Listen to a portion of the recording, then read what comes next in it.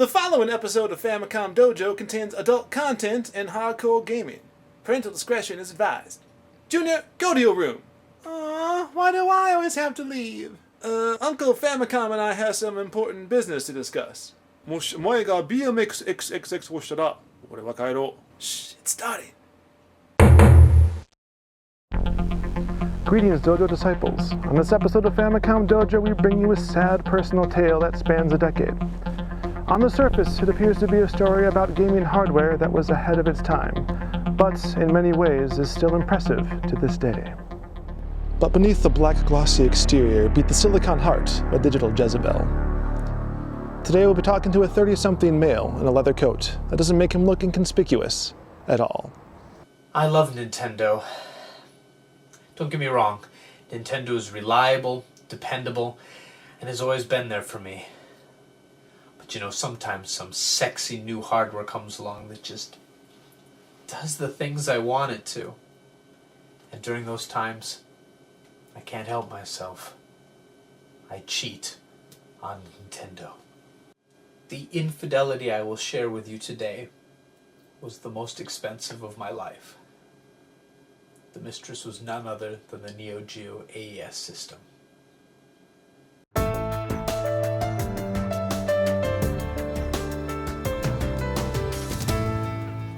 I first, started having feelings for Neo Geo AES when I was still just a kid. Neo Geo! Yes! I would see pictures of AES in a magazine that I borrowed from an older friend. The Neo Geo Advanced Entertainment System was released in 1990.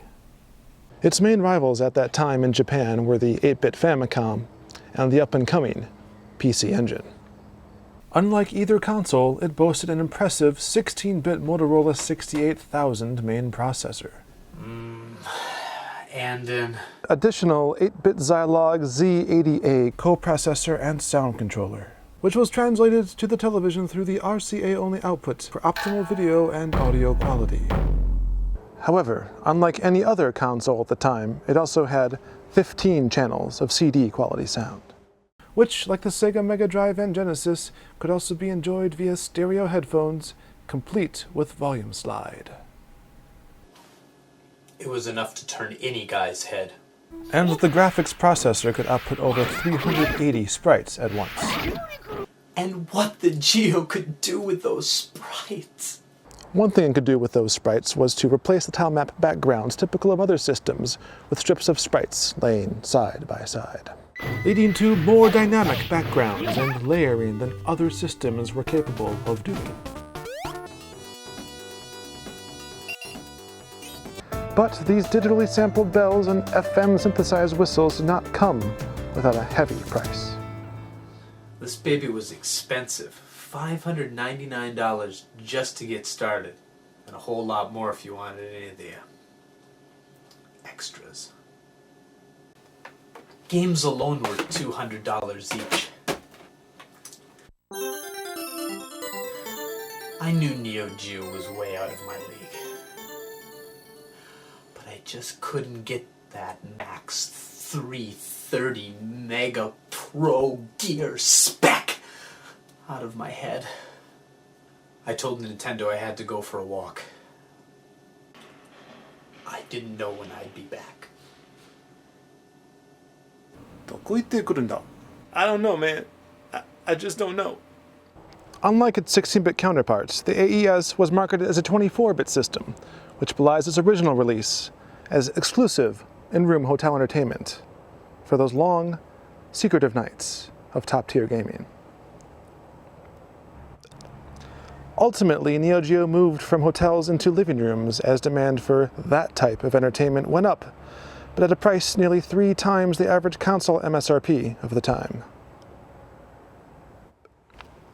However, both before and after the full release, there was another way to play Neo Geo for those who just had to get their fix, but didn't have enough money to bring one home. I had to see Neo Geo. A pocket full of quarters was all I needed to see AES's twin sister, MVS. MVS was just like AES in every way. Except I could only rent this good time for the camcorders that I had. And I could never make MVS mine. You see, MVS was an arcade machine, and as fun as it was to be with MVS for an afternoon, I'd always go home feeling empty.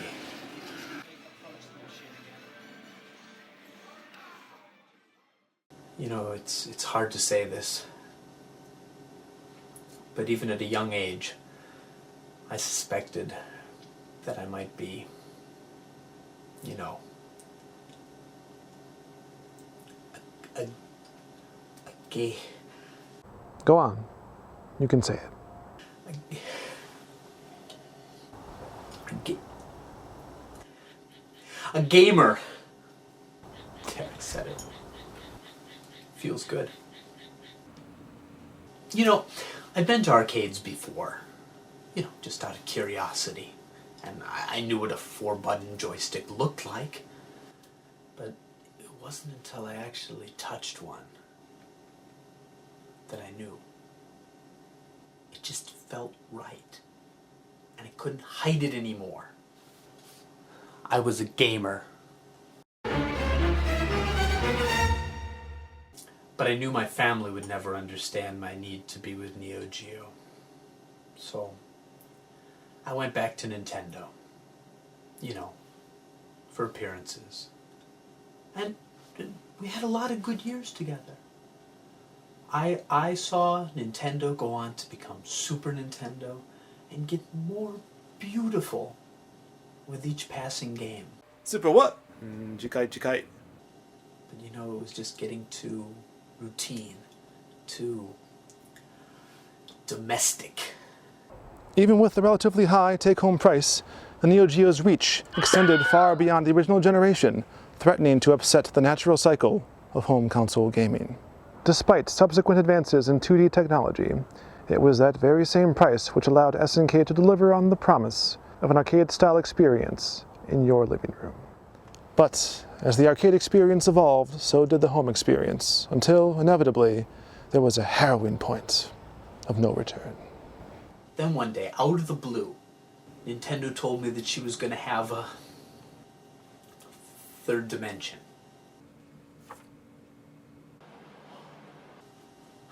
How could this have happened? We've been safe.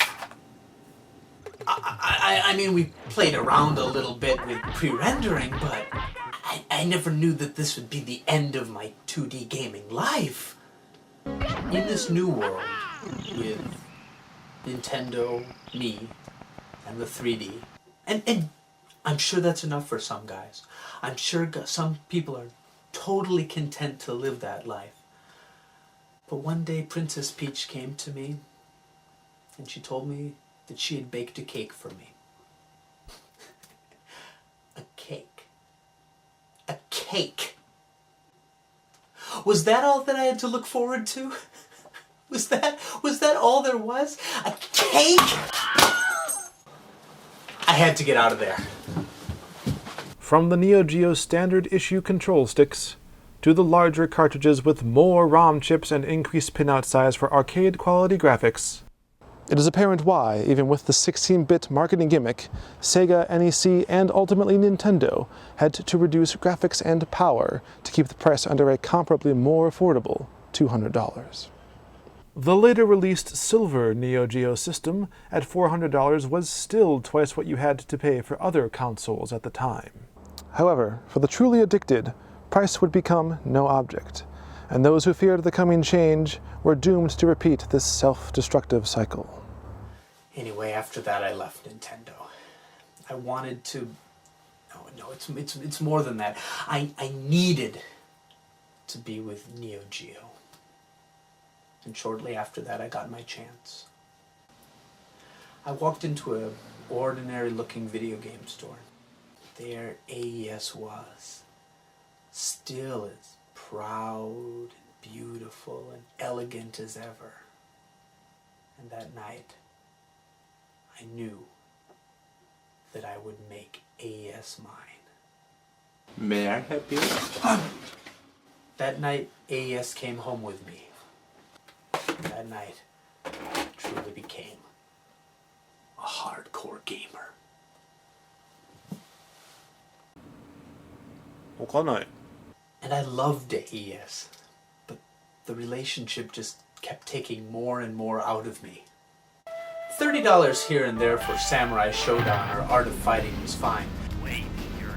But soon it was $150 for Last Blade, $200 for King of Fighters 2001, $250 for Master Melee, another $200 for Metal Slug 4, $225 for SNK vs. Capcom SVC Chaos.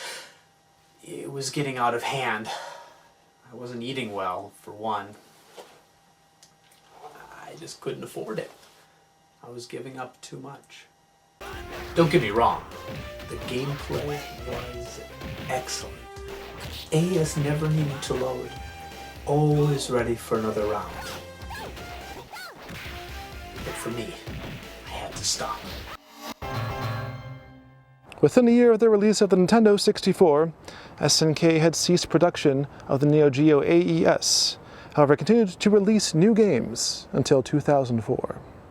The Neo Geo Pocket was released in 1998, following the end of home console production.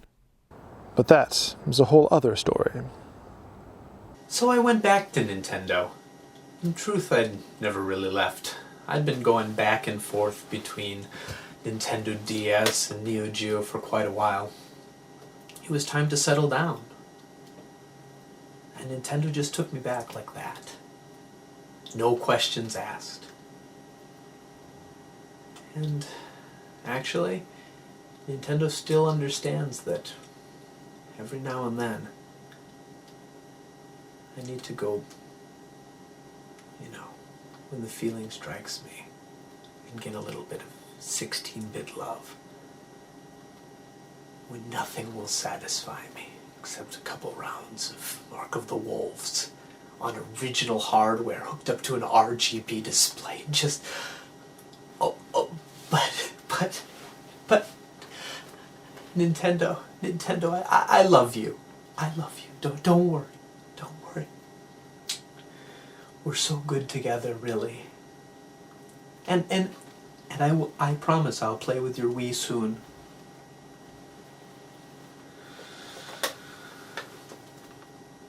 But for now, don't wait up.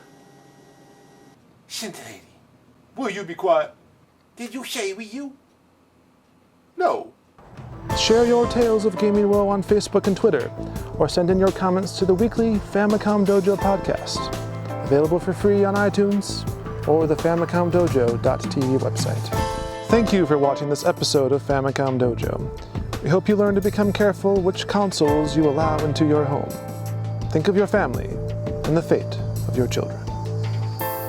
Till next time, Dojo Disciples. On the next Famicom Dojo. Does the ghost of Gunpei Yokoi still haunt the warehouses of unsold Virtual Boys? We have the exclusive video. A miracle surgery to replace the inner workings and limbs of aging consoles, fact or fiction? If there's no Silicon Heaven, where do all the calculators go? One star-crossed Game & Watch finds out. And can Nintendo ever win in the court of public opinion? These stories and more on the next Famicom Dojo. I'm okay.